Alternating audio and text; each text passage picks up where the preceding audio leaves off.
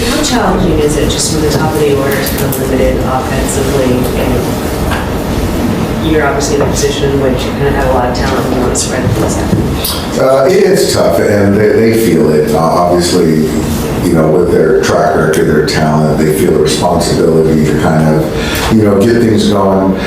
Certainly, though, when you have 9 guys in the lineup, it's not just on them, but other guys are doing some things. Certainly, Andy in the middle of the order, Muntz is doing well.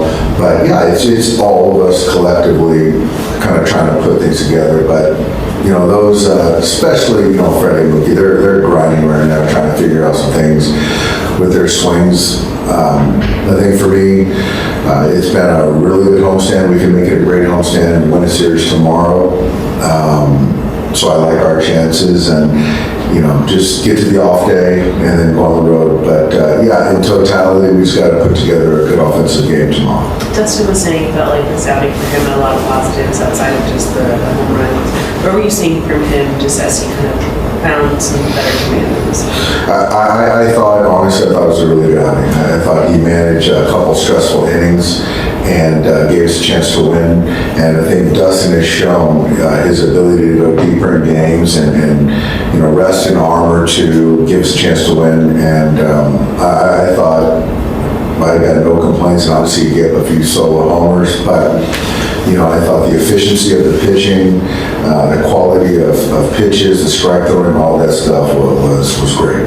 Freddie said his swing hasn't felt right since Arizona. Is that sort of what you've been seeing as well?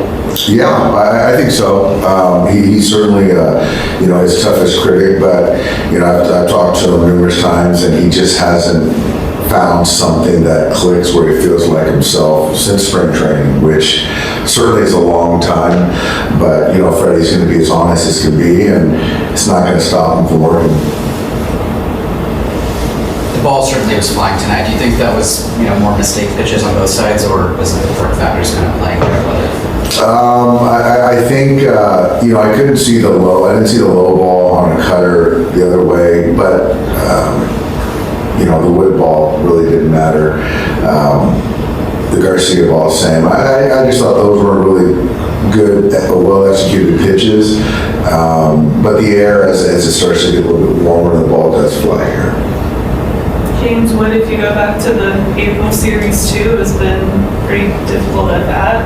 What have you kind of noticed from how your pitchers approach it? Yeah. Obviously talented, big power, looks over the baseball really well. He's had a lot of success against us so far. I think you just have to slow him down, get him off the fastball, try to work ahead. It just seems like we've made some mistakes to him. But yeah, really talented, and you got to try not to put him in a position to beat you. Shohei had no hit game 3 times last 5 games after he pitched. So what do you think about his swings? Yeah, we'll see. I think, he's pitching tomorrow, and he is, the last week, I think, he's been struggling a little bit, chasing a little bit more. I don't know, I wouldn't think it's related to the pitching, but as we, keep going with this process, he keeps pitching, we'll know more, but, I don't know that answer right now. Do you have a rough idea how will he pitch long? Will he be able to throw more pitches tomorrow, you think, than first appearance, or not sure? I think I'm going to leave it open-ended right now. Obviously, he's going to start, and depending on the efficiency, but it could be one. You could test a second. I'm not sure yet. Okay, thanks. Thanks. Hey Dodger fans, Victor here from latest Los Angeles Dodgers news, and I've got something that might just be the start of a perfect storm brewing in Dodgerland. What if I told you the Dodgers made a move that not only addresses a big hole in the pitching staff, but also gives us a hint at how serious they are about building depth heading into the second half of the season? Oh yeah, and it ties directly into what's going on with Roki Sasaki. Buckle up because I'm breaking this all down. Let's start with the headline. The Dodgers have officially acquired left-handed pitcher Zach Penrod from the Red Sox in exchange for cash considerations. Sounds minor, right? But if you know this front office like I do, you know that every action has a reaction. And this move came with a pretty major one.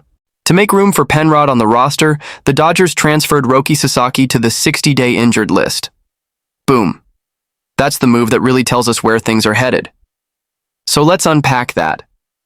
Zach Penrod isn't a household name yet, but he's got an intriguing profile.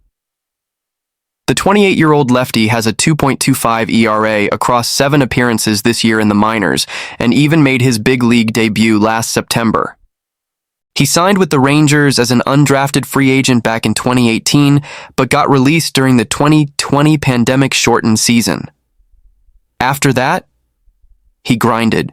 He spent 3 years pitching in the Independent Pioneer League before catching the Red Sox's attention and working his way back into affiliated baseball.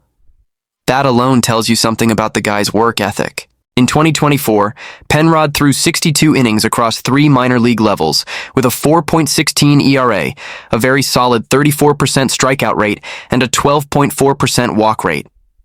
He's not perfect, but he can clearly miss bats, and that's always something you want to see in a guy coming out of the bullpen. When he got called up late in the year, he threw 4 innings, gave up just 1 run on 3 hits, 4 walks, and struck out 3. Now let's talk about what this means in the bigger picture. Why now? Why Penrod? And why does this matter with Sasaki going on the 60-day IL? Well, the Dodgers said just last week they were preparing to potentially spend the rest of the season without Sasaki.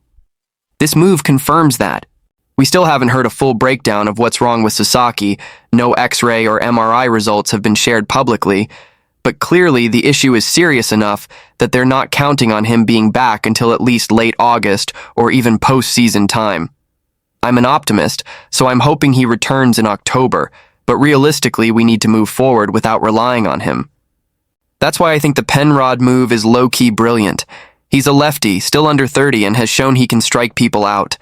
The Dodgers have a track record of finding talent in under-the-radar places and maximizing their potential. Think Evan Phillips, Yency Almonte, Ryan Brazier, the list goes on. If Penrod turns into a reliable bullpen arm down the stretch, this could be a huge win. Now let's talk about the bigger storm brewing, Blake Snell and Tyler Glasnow. Both are inching their way back. Glasnow could be doing rehab starts in the next 10 days. He just threw 40 pitches in a bullpen session, and if that continues to trend well, he could be back before the All-Star break.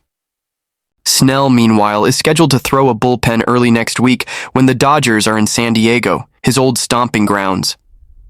If both of these guys get right and healthy by mid-July, that's the storm I'm talking about. Add in Bobby Miller coming back soon, and suddenly this rotation looks scary again. And while we're here, let's take a look at how the team is doing overall. As of right now, the Dodgers are sitting at 46-30. That's the second best record in all of baseball, just 2 games behind the Detroit Tigers. Yeah, let that sink in. Even with all the injuries, bullpen questions, and inconsistency from the offense, we're still one of the best teams in the league. That should tell you all you need to know about how well this team is managed and how deep this roster really is. Speaking of depth, let's talk pitching matchups. Tonight, it's Mackenzie Gore versus Clayton Kershaw. Gore's got a 2.89 ERA and 108 strikeouts this season, but a 3-6 record.